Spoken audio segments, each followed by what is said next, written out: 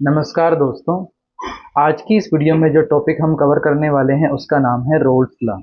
देखिए, Raoult's law की statement ये है कि partial pressure of each component in an ideal solution is directly proportional to its mole fraction in the solution.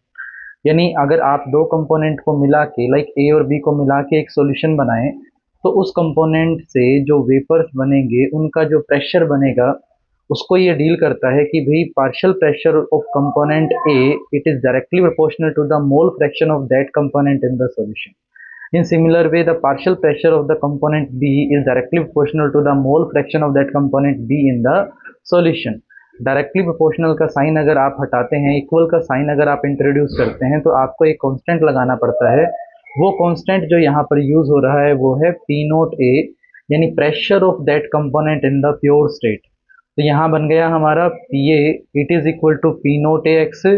Same हमारा बन गया P B it is equal to P note B X B. अब अगर आपने component दो मिलाए थे, जो टोटल प्रेशर होगा उसके कंट्रीब्यूटिंग फैक्टर भी दो होंगे, P A plus P B. P A हमें निकाल लिया है कि पी नोट ए एक्स से होता है, पी बी हो गया आपका P note B X B. So P total it is equal to P note A X A plus P note B X B. अब रोल्ट लॉ को define किया जा सकता है वोलेटाइल कंपोनेंट के लिए जिसमें दोनों का कंट्रीब्यूशन हो, तो उसमें यही एक्सप्रेशन हम लेते हैं। इसी एक्सप्रेशन के अंदर देखिएगा हमने मोल फ्रैक्शन को डिफाइन किया। हमने पहले पढ़ा है कि mole fraction of all components is equal to 1। तो अगर आप x ऑफ a को x ऑफ b में, मोल फ्रैक्शन a को मोल फ्रैक्शन ऑफ b में कन्वर्ट करना चाहें तो हम कर सकते हैं।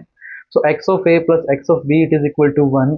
From this expression xa it is equal to 1 minus xb, यानी हमने मोल फ्रैक्शन ऑफ a की जगह मोल फ्रैक्शन ऑफ b रख दिया और इसको उठा के इस एक्सप्रेशन में पुट कर दिया।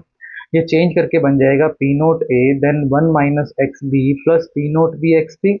यहाँ से हमने देखिए इस पी नोट ए को दोनों से मल्टीप्लाई कर दिया, ये बन गया P note A minus P note A X B plus P note B X B.